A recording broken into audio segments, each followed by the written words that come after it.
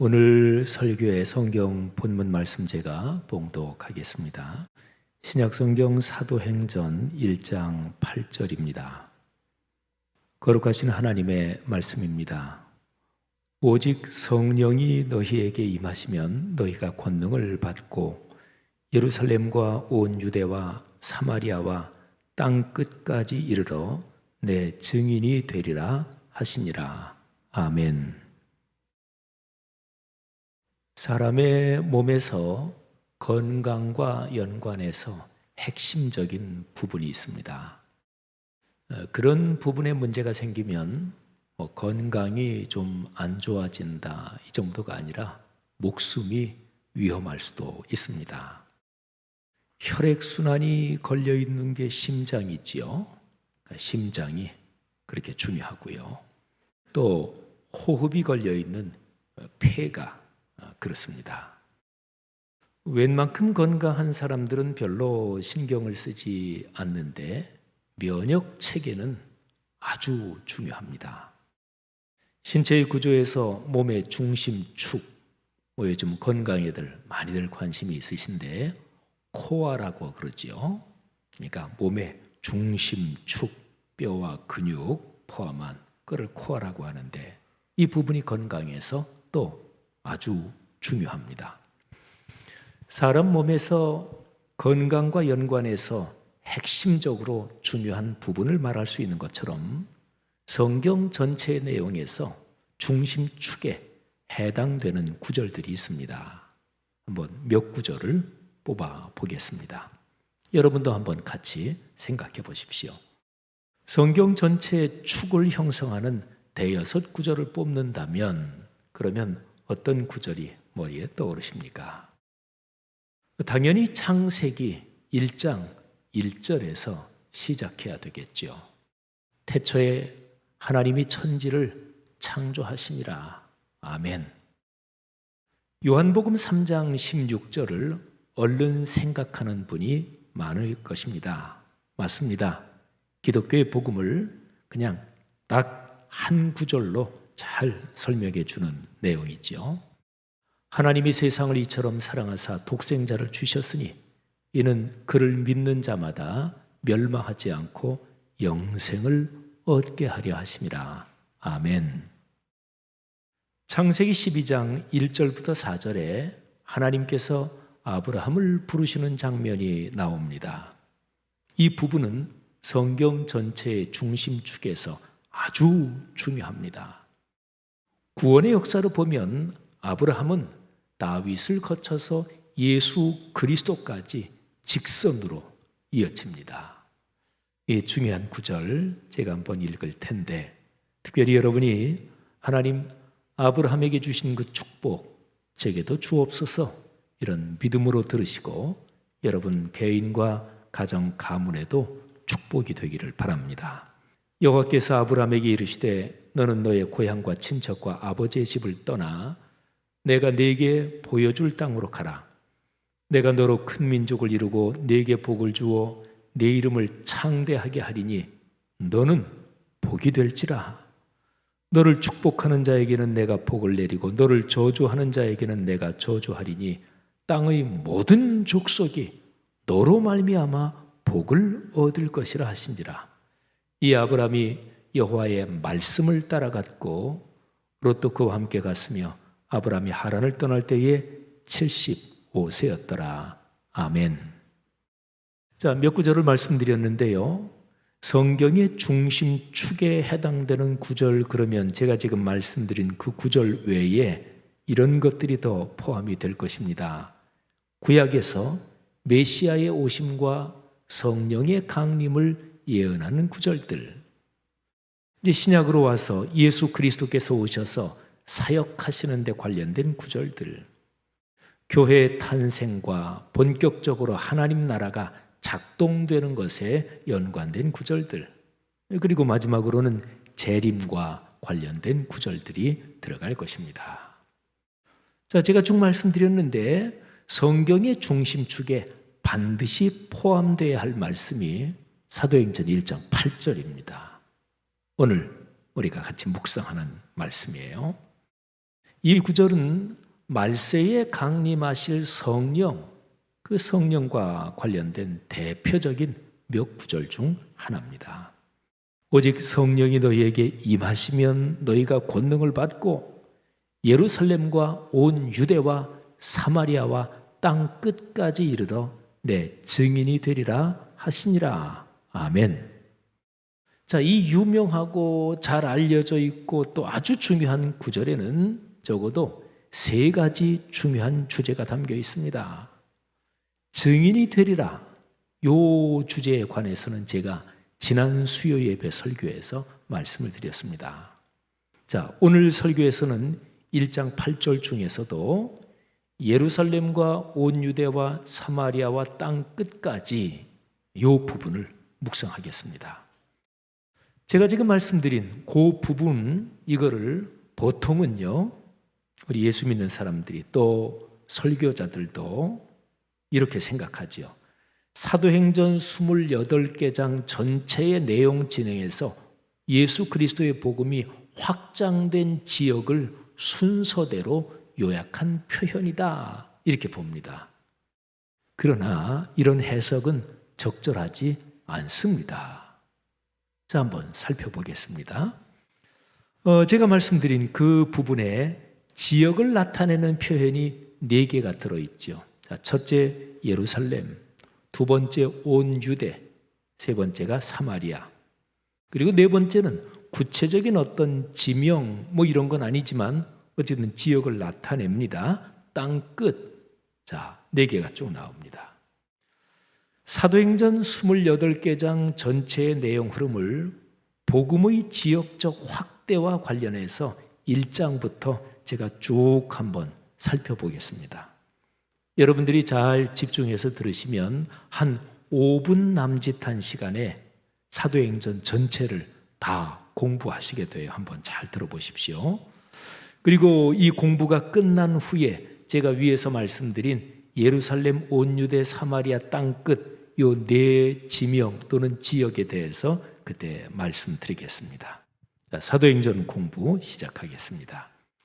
1장 1절부터 6장 7절까지는 무대가 예루살렘입니다.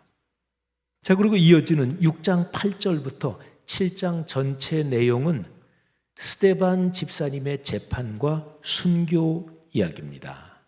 근데 이 부분은 앞과 뒤를 연결하는 다리 역할을 합니다. 스데반 집사님의 순교도 그 이야기도 무대가 예루살렘이니까 앞부분과 연결됩니다. 하지만 예수 그리스도의 복음이 예루살렘 밖으로 어떻게 퍼지게 됐나? 그는 스데반 집사님이 순교를 당하시고 그 때문에 일어난 큰 박해 때문에 그리스도인들이 사방으로 퍼지게 됐고 그래서 복음이 전파되게 됐다. 요 얘기를 하는 거니까 6장 8절부터 7장에 나오는 스데반 집사님의 순교 얘기는 또 뒷부분으로 이어집니다. 자, 그리고 바로 뒤에 이어지는 이제 8장, 이 8장에는 온 유대와 사마리아 지역에 복음이 전파되는 이야기가 기록되어 있습니다. 자, 계속 넘어가죠. 9장입니다. 9장으로 넘어가면 초대교회의 두 기둥이라고 할 수 있는 이방인의 사도 바울 그리고 유대인의 사도 베드로, 통상적으로 그렇게 부르는 이 두 분 이야기가 기록이 되어 있습니다. 자, 9장 거의 전부는 바울의 회심, 그리고 회심한 바울이 즉시 다메섹에서 복음을 전하는 내용이 나옵니다. 이 다메섹이라는 도시는 남북으로 길쭉한 이스라엘 땅, 그 북쪽 경계 바깥에 있는 시리아 지역입니다. 그러니까 이방인 지역이지요. 그러니까 이방인 지역에 복음이 전파된다 하는 예고가 잠깐 기록이 되어 있는 거예요. 자, 9장 바울의 회심. 9장 뒷부분 쭉 가면 9장 32절부터 10장 그리고 11장 거의 끝부분까지에는 베드로 얘기가 나오는데 성령께서 베드로를 반강제로 움직이게 하십니다. 그래서 이방인 도시 가이사랴로 가게 하시고 그리고 거기에 사는 이방인 고넬료의 가정에 복음을 전파하게 하십니다. 그런데 이 사건 때문에 베드로의 시각과 시야 그리고 생각이 전폭적으로 바뀝니다. 그러니까 주제는 이방인들에게도 복음이 전해져야 되는구나. 베드로가 그거를 아주 충격적으로 깨닫습니다. 그러니까요, 이 베드로 얘기가 나오는 이 부분을 9장에 나오는 바울의 회심, 이거하고 연관시켜서 표현한다면 베드로의 회심 이야기라고 말할 수 있습니다. 자, 그러면 9장부터 11장까지에 나오는 바울과 베드로 얘기는요, 이방인에게 복음이 전해져야 된다, 요거를 주제로 놓고 바울과 베드로 두 사람이 회심한 이야기를 기록하고 있는 거죠.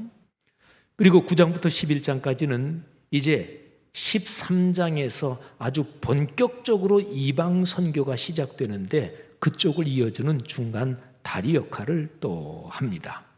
그래서 11장 마지막 부분에 보면 이방인 선교를 본격적으로 담당할 시리아 안디옥 교회가 세워지는 얘기가 예고편처럼 아주 잠깐 기록이 되어 있습니다.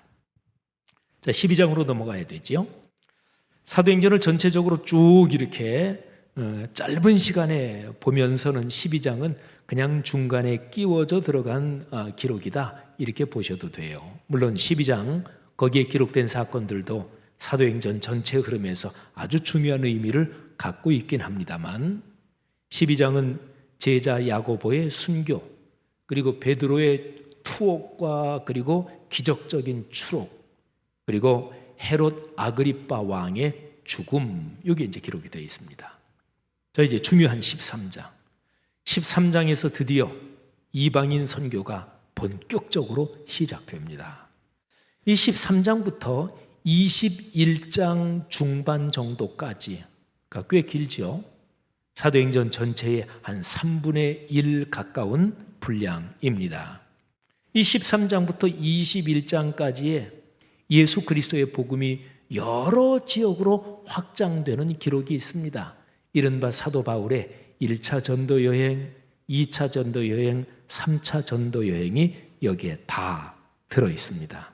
이 부분이 중요해요. 제가 이 부분의 지리적인 상황을 설명을 드리겠습니다. 지리적인 상황을 얘기할 때는 지도를 놓고 보는 것도 뭐 좋지만, 근데 어떨 때는 머릿속으로 자기가 그려보는 게 훨씬 더 좋을 수도 있습니다. 자, 여러분 머릿속으로 제가 이렇게 말씀드리는 거에 따라서 한번 이렇게 상상을 해보십시오.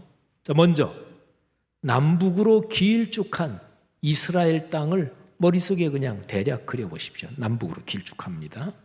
근데 그거를 3등분을 하세요. 그러면 제일 남부 지방이 유대 지방인데 그 안에 예루살렘이 있어요. 그 다음에 중부 지방 사마리아, 그리고 북부 지방 갈릴리, 이렇게 됩니다. 자, 길쭉하죠? 그 다음에 더 북쪽으로 올라갑니다. 갈릴리 경계 밖으로 복음이 이제 확장되는데, 갈릴리 바로 북쪽이 시리아, 뭐 오늘날 거기는 레바논, 시리아 두 국가가 있는 지역인데, 그 당시에 또 시리아 또는 시리아 페니키아라고 불렀습니다. 자, 거기서 더 북쪽으로 올라갑니다. 더 올라가면서 북서쪽으로 길게 뻗어 있는 반도 대륙이라고도 할 수 있는, 그게 아나톨리아 대륙입니다. 아나톨리아 반도. 여러분이 보시는 그 방향에서 보면 이렇게 올라가다가 이쪽으로 쭉 길게 아나톨리아 반도가 있죠. 그게 오늘날의 터키, 그리고 신약 시대에는 소아시아라고 부른 지역입니다. 자, 거기 소아시아 터키의 제일 끄트머리까지 계속 서쪽으로 가면 바다가 나오는데, 그 바다가 에게해입니다. 그리고 그 바다를 건너면 그 당시에 유럽, 뭐 오늘날도 뭐 마찬가지죠. 근데 오늘날에는 거기를 건너면 그리스 땅입니다. 자, 그리스 땅에서 계속 서쪽으로 더 끝까지 가면 또 바다가 나오는데, 그게 이오니아 바다, 이오니아 해, 그리고 이오니아 해에서 조금 북쪽으로 깊이 들어간 데가 아드리아 해, 뭐 유명하죠. 아드리아 해, 중동 쪽에 뭐 문제가 생길 때마다 뭐 등등.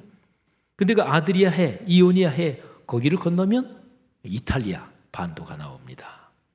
자, 머릿속으로 대략은 한번 이렇게 그려보셨습니까? 자, 그러면 그 다음에 나오는 이제 사도행전의 마지막 부분들, 자, 21장 중반부터 26장까지 여기는 바울이 예루살렘에 올라갔다가 체포되고 예루살렘에서 가이사랴로 피의자 신분으로 이송돼서 한 2년 정도 구금 상태에 있는 내용이 기록이 되어 있습니다. 마지막 2장 남았죠? 27장, 28장. 이 2장은 바울이 피의자 신분으로, 형이 확정된 건 아니니까 피의자라고 말해야 되겠죠. 피의자 신분으로 가이사랴에서 로마까지 지중해를 항해하며 이송되는 장면이 있고, 그리고 이제 28장으로 가면 드디어 로마에 도착해서 바울이 세계의 중심인 로마에서 가택, 연금 이 정도 상태에 있었는데 그 상태에서 거침없이 담대하게 예수 그리스도의 복음을 전하고 하나님 나라를 전한다는 내용이 담겨 있습니다. 자, 사도행전 전체 다 공부했습니다.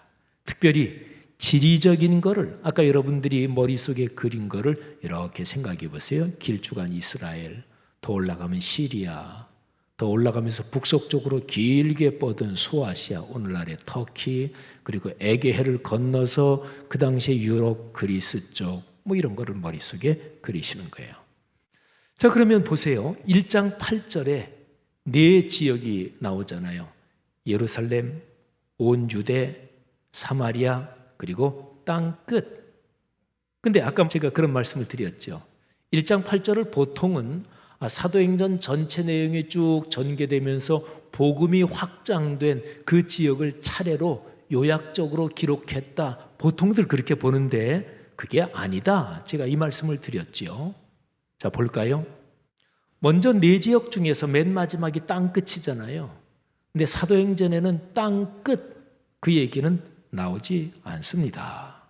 조금 전에 말씀드린 대로 사도행전 28장 맨 끄트머리는 무대가 땅 끝이 아니고 땅의 중심인 로마.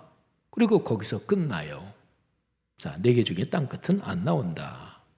그 다음에 앞에 세 지역, 예루살렘, 온 유대, 사마리아, 이거는 나와요. 그런데 예루살렘, 온 유대, 사마리아, 이 사마리아의 선교가 되는 게 몇 장에 나오냐면 8장에 벌써 나와요. 그리고 8장에서 사마리아 전도가 끝나고 그 뒤에는 더 사마리아에 대한 언급이 없습니다. 자, 그러면 보세요. 9장부터 마지막 장인 28장 그 전체, 그 큰 덩어리가 사도행전 1장 8절에는 들어가 있지 않다는 거지요. 그러니까 전체 내용에서 4분의 3 정도가 빠져 있는 셈인 거죠. 이방인 선교가 본격적으로 시작된다. 그게 13장부터라고 제가 말씀드렸죠. 그리고 13장부터 그 지리를 쭉 말씀드렸잖아요.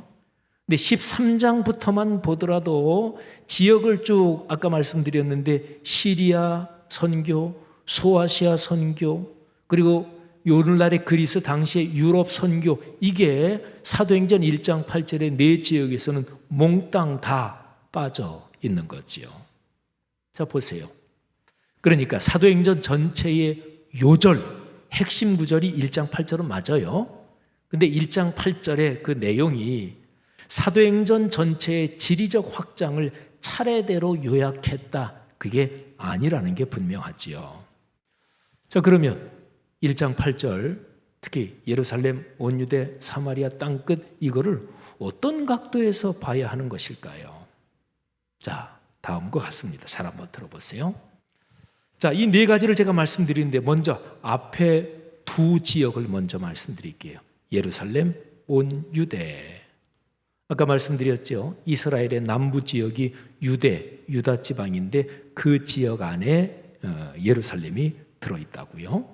그러니까 예루살렘과 온 유대는 유대인 문화권입니다. 그러니까 동일한 문화권 또는 같은 생활 문화권 그 안에서 선교한다, 이 얘기예요. 세 번째 나오는 사마리아, 이것이 중요합니다.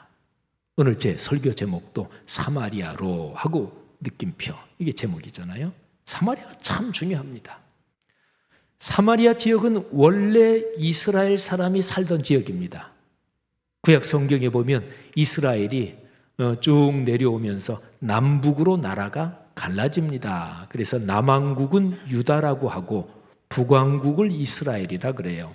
남북을 전부 다 합쳐서도 이스라엘 이렇게도 또 불러요. 아무튼 그래서 아까 제가 말씀드린 길쭉한 이스라엘에서 남쪽 유다 지방이 그게 남왕국 유다 지역이에요. 그리고 가운데 사마리아 북쪽 갈릴리까지 다 포함해서 이게 북왕국 이스라엘 지역입니다. 근데 북왕국 이스라엘이 아시리아 제국에 짓밟혀서 망합니다. 그리고 정복자들이 다른 민족을 여기에 이주시켜서 혈통을 혼합시켜 버립니다. 이것 때문에 남왕국 유다 사람들은 이 사마리아 쪽, 이 북쪽을 아주 싫어했어요. 특별히 사마리아. 이 사마리아가 북왕국 이스라엘의 수도였고, 그래서 정복자들이 여기에 정체성을 흐려놓기 위해서 집중적으로 사람들을 이주시켜서 혈통을 다 섞어버렸거든요. 그래서 유다 사람들은 신앙의 순수성, 혈통의 순수성을 아주 중요하게 여겼기 때문에 이 사마리아를 극도로 싫어했습니다. 이방인보다 더 혐오했습니다. 그러니까 사마리아라는 이 지역 또는 사마리아라는 이 이름, 사마리아라는 이 이미지는 유대인들에게는 세상에서 제일 싫어하고 제일 꺼리는 것이었습니다. 예수님 시대의 유대인들은 사마리아 땅은 밟지도 않았어요. 지나다니지도 않았습니다. 사마리아 사람들하고는 상종도 하지 않았습니다.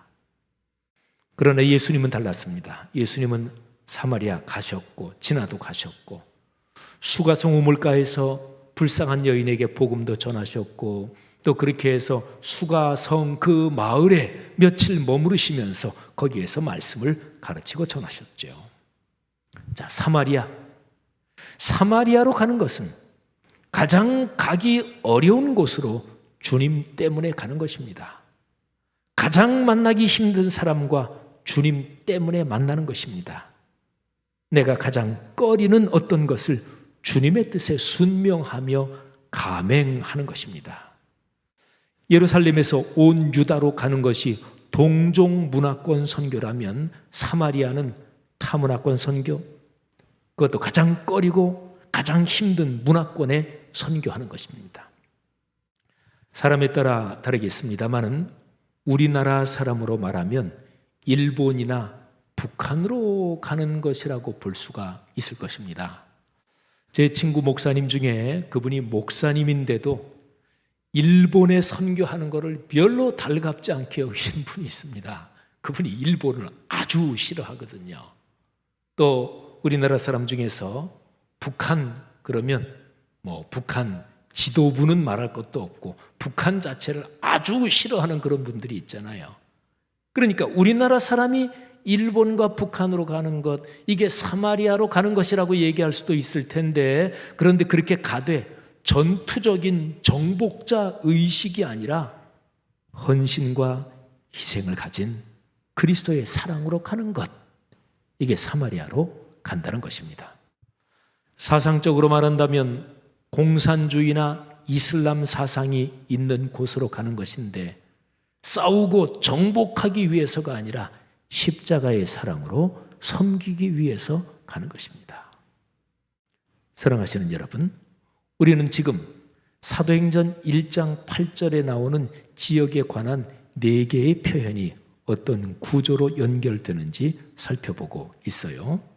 자, 이제 3개까지 말씀드렸네요. 예루살렘에서 온 유대 그리고 사마리아로. 자, 이 3개를 설명을 드렸으니까 사실은 마지막 땅끝 이거는 거의 설명할 필요도 없어요. 이렇게 되는 거예요. 사마리아로 갈 수 있다면 그러면 세상 천지에 가지 못할 곳은 하나도 없는 거예요.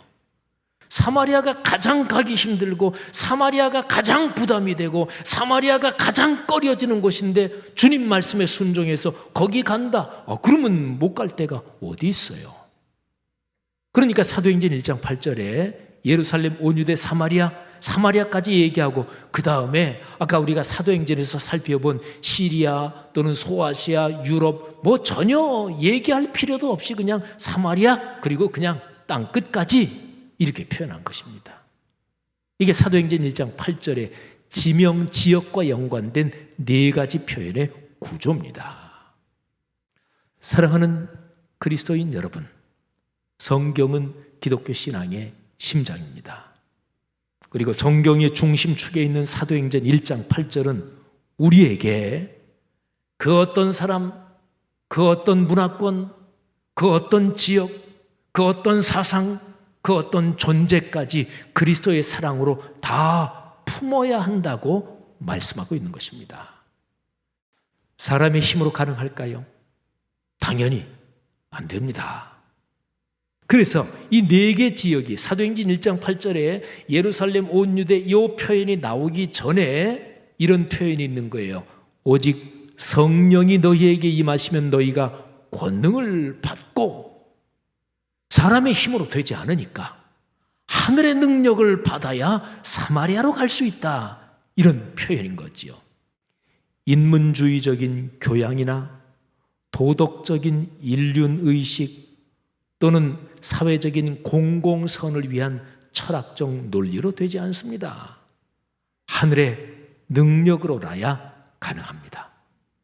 하늘의 능력을 받으면 그 기초 위에서 우리의 속사람이 변하고 성령에 사로잡힌 사람이 되면 그 기초 위에서 인문주의적인 교양, 도덕적인 인륜의식, 공공선을 위한 철학이 아주 멋지게 작동하면서 하나님의 도구로 쓰임받는 것이지요. 사마리아로 가라는 말씀은 그러면 오늘날의 우리 사회에 어떤 가르침을 주는 것입니까? 우리 사회, 여러분과 제가 지금 살고 있는 사회니까 우리 사회가 어떤지, 가장 큰 문제점이 무엇인지 한번 머리에 떠올려 보십시오. 갈등과 분열과 그리고 독한 대립, 이런 거지요. 사상 때문에, 또는 경제적으로 가장 부자인 상위 계층, 또 가장 어려운 계층, 또 중간에 여러 계층으로 나누는 경제적인 계층 때문에, 또는 요즘 20대, 30대, 40대, 50대, 60대 더 연세 드신 분들, 이 계층에 따라서 아주 심하게 차이가 많아요. 세대. 그리고 요즘은 좀 덜해졌지만 우리 사회 경상도, 전라도, 충청도, 강원도, 하여튼 이 지역 간의 갈등이나 또는 직종, 사람 사는 사회는 인류 역사 내내 어떤 직업이 그 사회에서 권력을 쥐고 영향력이 강하다, 그런 건 인간 사회에 늘 있었어요. 어쨌든 직종, 사상, 경제계층, 세대, 지역, 직종 등 하여튼 어떤 것이든지 나와 함께 이익을 공유하는 사람들끼리 뭉쳐서 다른 집단을 배척하는 것, 이게 우리 사회에서 일상이 되어버렸습니다. 사람들이 오늘날 우리 사회에서는 정보를 받아들일 때 선택적으로 자기가 늘 정보를 받는 곳에서만 받아요. 사회관계망 서비스라고 하죠. 소셜 네트워크 서비스. 이게 SNS, 유튜브, 카톡 이런 것들이에요. 그래서 거기에서 늘 일정한 데서만 계속 받고 그게 자기 머리를 세뇌시킵니다. 신문, 방송 이런 거를 접하면서도 텔레비 딱 틀었다 하면 노냥 그 채널 외에는 절대 다른 거 돌리지도 않아요. 그러니까 거기에서만 정보를 계속 받으니까 이게 세뇌가 되고 한쪽으로 편향됐지요. 같은 사회에 살고 있으면서도 이게 완전히 절벽인 거예요. 모든 사람을 호의와 선의로 대해야 하는 그리스도인들까지 이런 갈등 구조에 상당히 휩쓸려 들어가 있습니다. 저는 뉴스나 이런 것을, 요즘은 뉴스 그런 거를 텔레비로 보기도 하지만은 사실은 이런 인터넷으로 검색을 많이 하잖아요. 그런 검색을 하게 되면 먼저 이쪽 저쪽에서 대략 중도적인 위치에 있는 그거를 먼저 검색합니다. 그리고 이 중요한 이슈에 대해서 이쪽 편에 있는 언론이나 매체들은 어떻게 보도하고 있나 한번 살펴보고, 또 반대쪽으로 이쪽에 있는 매체들이 어떤 시각을 가지고 있느냐 또 한번 살펴봅니다. 그러면 대략 이게 보여요. 또 어떤 뉴스 매체, 어떤 언론 매체가 뭐에 대해서 얘기할 때 어떤 거는 빤하게 보여요. 그러니까 저쪽 편들고 두둔하는 거지. 정치하는 사람들은 자기 자신과 자기 정당의 이익을 위해 이런 우리 사회 현상을 최대한도로 이용해 먹고 있습니다. 참 불행한 상황이지요. 사랑하는 형제 자매들이요, 그리스도인들이 먼저 사마리아로 가기를 실천해야 합니다. 나와 입장이 다르더라도 다른 사람을 존중하고 배려하며 예의를 지켜야 합니다. 여러분들이 동양 사상뿐 아니라 서양도 마찬가지고, 사람이 짐승하고 다른 것은 예가 있기 때문에 그런 거예요. 예의를 지키지 않으면 그게 짐승이지 사람입니까? 그러니까 타인에 대해서 존중과 배려와 공적인 예의를 지켜야 합니다.